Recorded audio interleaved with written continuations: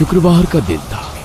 दिन ढलने के बाद आकाश ने ठंडे पानी में स्नान किया और फिर साधना में इस्तेमाल होने वाली सामग्री को एक झोले में भरा और लाल रंग के अगो वस्त्र को पहनकर नंगे पांव ही शमशान भूमि की ओर निकल पड़ा। रात का अंधेरा, शमशान भूमि में सन्नाटा पसरा हुआ था। सिर्फ आसपास से उल्लुओं और सियारों के रोने की आवाज सुनाई पड़ रही थी। शमशान भूमि में नदी के किनारे पहुंचकर उसने एक लकड़ी के पटरे पर आसन लगाया और इत्र की शीशी निकालकर आसपास के वातावरण को सुगंधित इत्र से नहला दिया। साथ लाए चमेली के सुगंधित फूलों से उसने कुछ दूर तक सजावट की और अंत में अपने शरीर पर भी इत्र छिड़क कर वो पटरे पर बैठकर अप्सरा साधना के मंत्रों का उच्चारण करने लगा। कहते हैं सुगंधित वस्तुओं से वैसे भी भूत प्रेत बहुत जल्दी आकर्षित हो जाते हैं। उसने इंटरनेट पर इन खतरों के बारे में पढ़ तो रखा था, किंतु किसी प्रेत के सामने आ जाने पर कैसा अनुभव होता है उसे अभी तक नहीं पता था। डाकिनी, शाकिनी और यक्षिणी साधना के बारे में तो हमने कई कहानियां सुनी है, लेकिन इनके अलावा तंत्र शास्त्र में एक और साधना बताई गई है जिसका नाम अप्सरा साधना है। अप्सरा साधना 27 दिनों तक लगातार की जाने वाली साधना है। इस साधना में साधक स्वर्ग लोक में बसने वाली किसी अप्सरा को अपने मंत्र जाप से प्रसन्न करने का प्रयास करता है। जैसा कि नाम से ही स्पष्ट है, अप्सरा एक सुंदर स्वरूप स्त्री है जो देवलोक में रहने वाली नृत्यांगना है।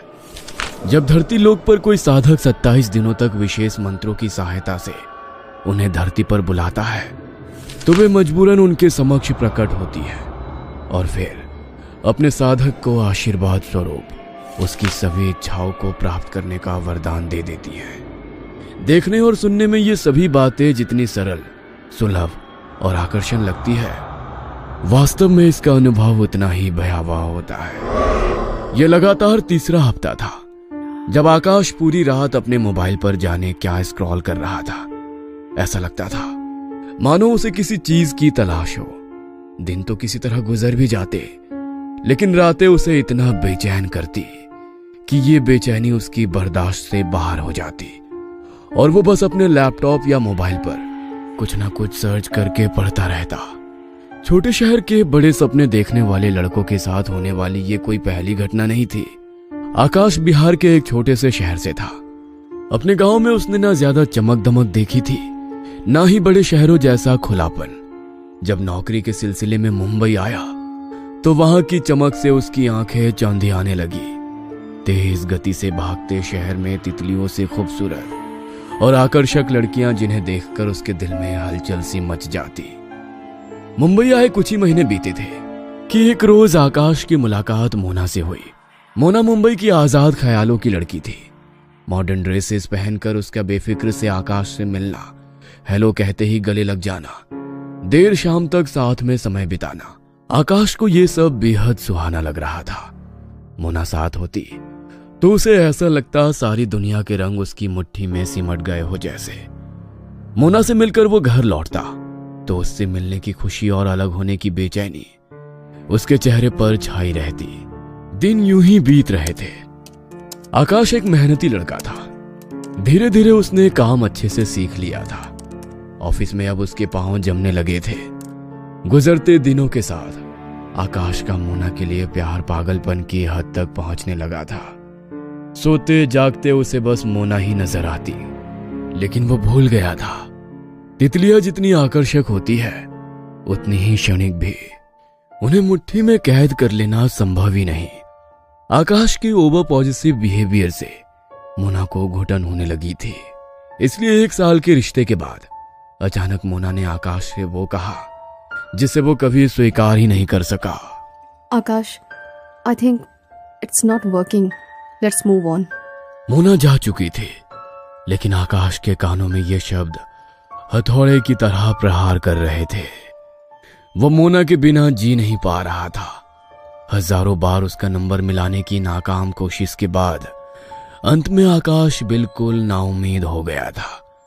वो सारी रात इंटरनेट पर ऐसे तरीके ढूंढता रहता जिससे किसी भी तरह उसकी मोना उसके पास लौट आए। ज्योतिष से लेकर टैरो कार्ड्स सबका दरवाजा खटखटाया, लेकिन कहीं कोई उम्मीद नजर नहीं आई। उस रोज आकाश ऑफिस से घर लौट रहा था, तभी उसे सड़क के किनारे लगा एक पोस्टर दिखाई देता है जिसमें मनचाहा प्यार दिलाने के बारे में लिखा हुआ था। नीचे किसी बाबा का नंबर भी दिया गया था।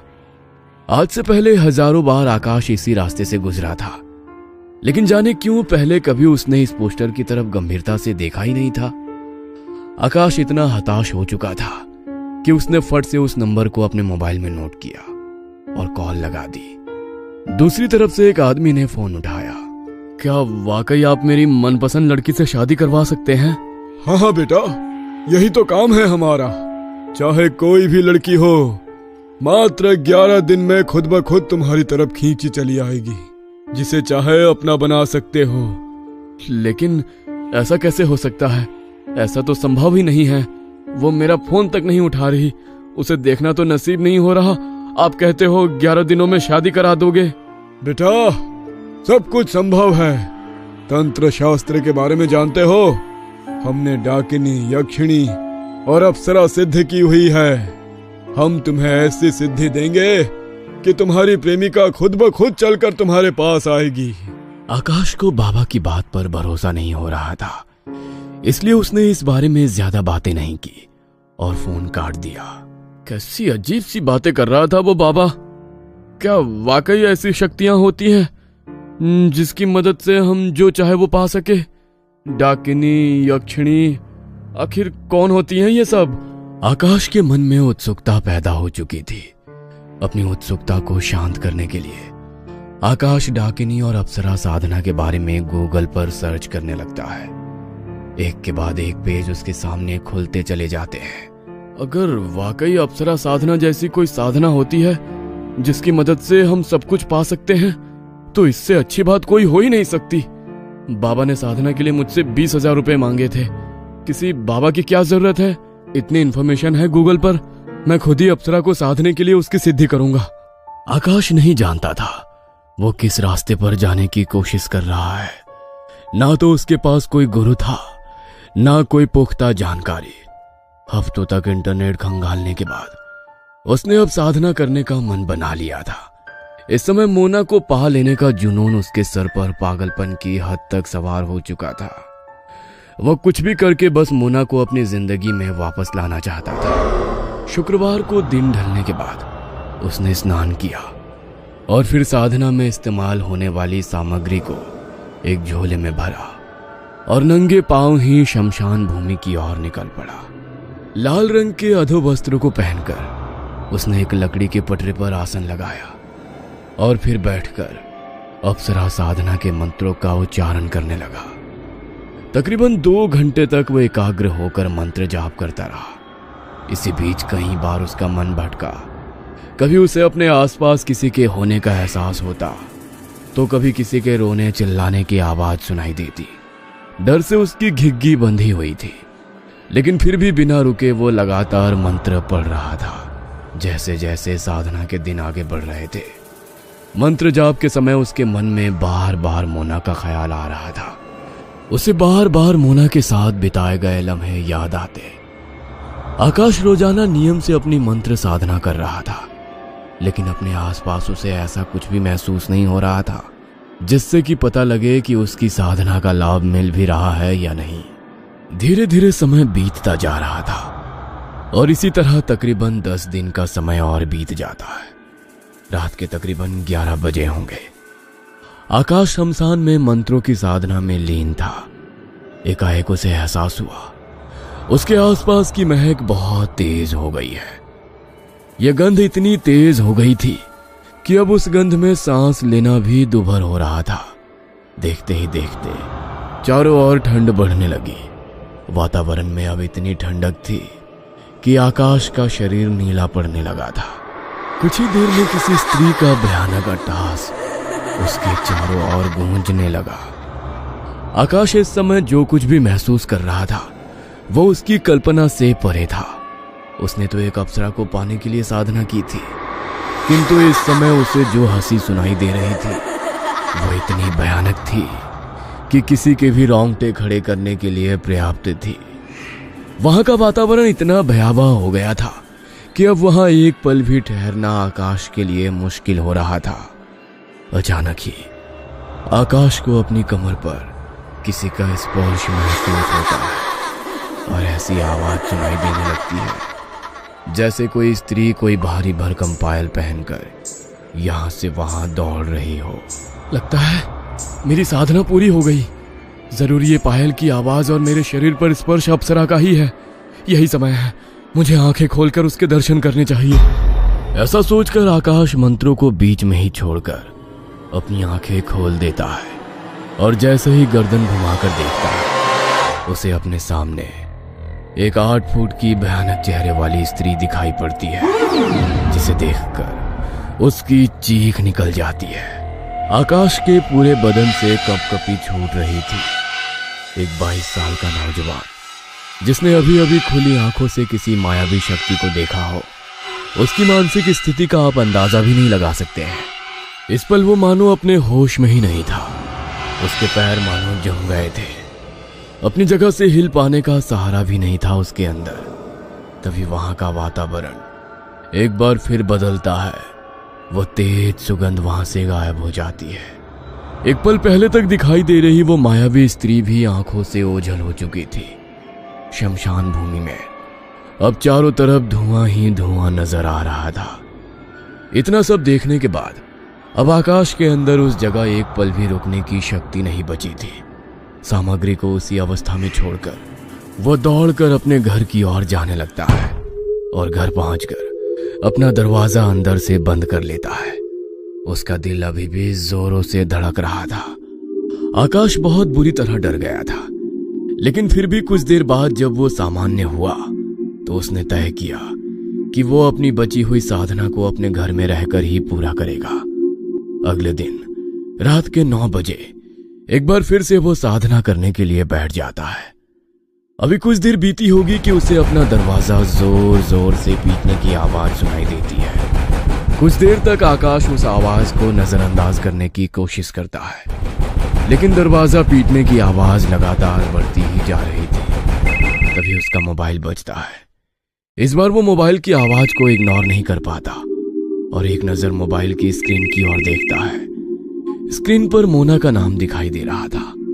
आकाश को अपनी आंखों पर यकीन नहीं हो रहा था।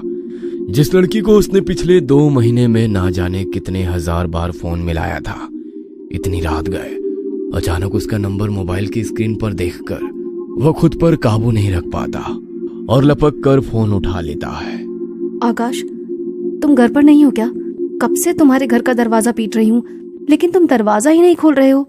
मोना की बात सुनकर आकाश अपने आसन से उठ जाता है और जाकर दरवाजा खोल देता है। दरवाजा खोलते ही सामने मोना को खड़ा देख आकाश के आश्चर्य का कोई ठिकाना ही नहीं था। उसे अभी भी अपनी आंखों पर यकीन नहीं हो रहा था। घर के अंदर नहीं बुलाओगे क्या? यहीं से वापस भेजना चाहते हो? प्लीज आओ ना। तुम कहाँ चली गई थी मोना? मैंने तुम्हें बहुत मिस किया। तुम सोच भी नहीं सकती इतने दिनों में मुझ पर क्या क्या बीती है। फिर से तुम नहीं जाओगी ना मुझे छोड़कर? अब आ गई हूँ ना, अब कहीं नहीं जाऊंगी। जहाँ जाएंगे हम साथ में जाएंगे, ठीक है ना? साथ में? अरे छोड़ो ना ये सब। मुझे भी समझ आ गया है कि तुमसे ज्यादा प्यार मुझे और कोई नहीं कर सकता। माफ कर दो ना मुझे, प्लीज। मानो एक सपना सच हो गया था आकाश का। इस पल की खुशी में वो भूल ही गया था कि कुछ देर पहले वो अप्सरा साधना कर रहा था और उसे अधूरा छोड़ आया है। मोना के लौट आने के बाद अब आकाश के मन में आगे की साधना करने की कोई इच्छा नहीं बची थी। अपनी साधना को छोड़ अब वो दिन रात मोना के साथ बातें करने में बिताने लगा। मोना को लौट कर आए 3 दिन बीत गए थे। अब मोना आकाश से मिलने तो नहीं आती थी, लेकिन फोन पर लगातार उसकी मोना से बातें हो रही थी। इधर जाने क्यों हर गुजरते दिन के साथ आकाश की सेहत गिरती ही जा रही थी। 1 सप्ताह बीता तो मानो उसके अंदर बिस्तर से उठने की जितनी भी ताकत नहीं बची। बेटे की बिगड़ती हालत को देखकर गांव से उसके माँ बाबूजी मुंबई आते हैं और उसे अच्छे से अच्छे डॉक्टर को दिखाते हैं। तमाम जांच करने के बाद भी मानो उसकी बीमारी किसी भी डॉक्टर की पकड़ में आ ही नहीं रही थी। सुनिए जी, शहर के बड़े से बड़े डॉक्टर भी इसकी बीमारी को पकड़ नहीं पा रहे हैं। कहीं ऐसा तो नहीं ये कोई और ही चक्कर है, तभी डॉक्टरों की दवा काम नहीं कर रही है। तुम फिक्र मत करो भाग्यवान, हमारे गांव का बिरजू यहीं मुंबई में रहता है, मैं उससे पता करता हूँ, अगर वो हमारी कुछ मदद कर सके तो। आकाश के माँ बाबूजी अपनी तरफ से पूरी कोशिश करते हैं और जल्द ही उन्हें एक सिद्ध तांत्रिक का पता मिल जाता है, जहां वे अपने बेटे को लेकर पहुंच जाते हैं। इधर आकाश की हालत बिगड़ती जा रही थी, लेकिन ऐसी हालत में भी वो अपनी फिक्र छोड़कर बस हर समय मोबाइल की ओर देखकर मोना के फोन का इंतजार कर रहा था। बाबा, बिल्कुल बावला हो गया है ये लड़का उस मोना के चक्कर में। मुझे तो कभी कभी लगता है कि उस करमजली ने ही कोई जादू टोना करवाया है इसके ऊपर। अरे माँ, तुम भी जाने कैसी बातें करती हो। मोना क्यों जादू करेगी मुझ पर? वो तो महीने पहले ही मुझे छोड़कर चली गई थी, लेकिन मैं नहीं जी सकता था उसके बगैर, इसीलिए मैंने उसे पाने के लिए अप्सरा साधना की। मेरी साधना का फल मुझे मिला और मोना लौटकर मेरे पास आ गई, लेकिन पता नहीं क्यों ना तो अब वो मुझे फोन कर रही है, ना ही मेरा फोन उठाती है। अरे बाबा, ये लड़का पूरी तरह से पागल हो गया है उस लड़की के चक्कर में। कल इसकी ऑफिस में काम करने वाला एक लड़का आया था हॉस्पिटल में। बेटा, ये मोना कौन है? पता नहीं क्या जादू किया है उस लड़की ने, ऐसी हालत में भी ये बस मोना मोना पुकारता रहता है। कहता है अभी सप्ताह भर पहले लौटकर इसके पास आ गई थी, शादी का वादा किया, कहती थी उम्र भर साथ निभाएगी, लेकिन अब 3 दिन से उसका कोई पता नहीं मिल रहा है, न फोन उठाती है न मिलने आती है। आंटी, ये कैसे पॉसिबल है? मोना तो इंडिया में है ही नहीं, यूएस गई हुई है पिछले 1 महीने से। मेरी कल ही बात हुई थी उससे, उसे भी आकाश की ऐसी हालत पर दुख है, लेकिन जो कुछ भी आकाश कह रहा है वो झूठ है। ना तो मोना इससे मिलने आई, ना उससे कोई बात की। झूठ बोल रहे हैं सब के सब। मैं सच कह रहा हूँ बाबा, मैं आपको पूरी बात बताता हूँ। महीनों तक मोना का इंतजार करने के बाद एक एक पल उसके बिना बिताना मेरे लिए मुश्किल होता जा रहा था। जब सब दरवाजे बंद हो गए तब मैंने तंत्र मंत्र की सहायता से मोना को वापस अपने पास लाने का विचार बनाया और अप्सरा साधना शुरू कर दी।